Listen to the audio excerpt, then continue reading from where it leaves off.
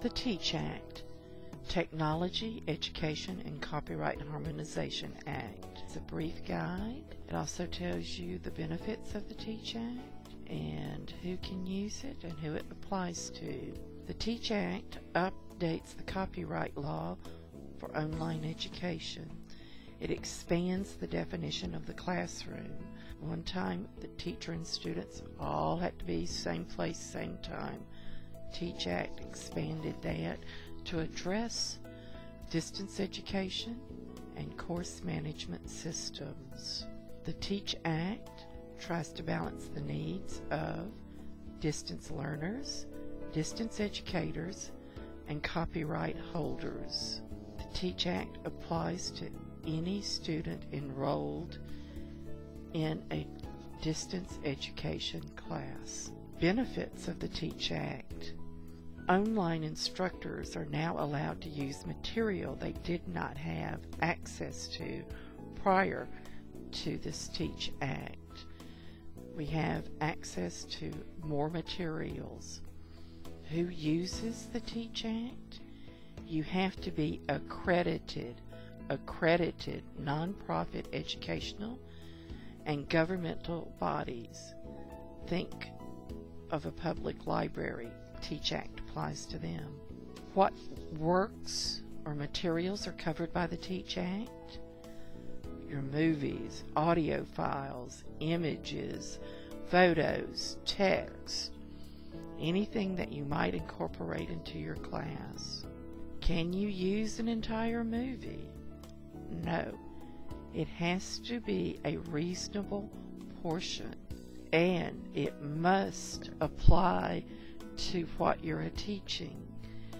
You cannot have Movie Friday to reward your students for being good.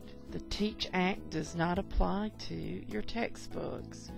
You cannot digitize the textbook and put it online, no more than you can make a copy of it and pass it out to your students. If there are materials that are only found in an analog form, you are given permission to digitize it to use in the classroom if that's the only way that this information comes.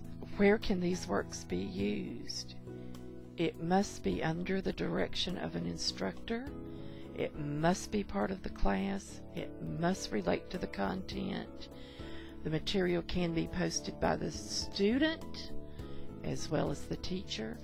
Classes can be synchronous or asynchronous.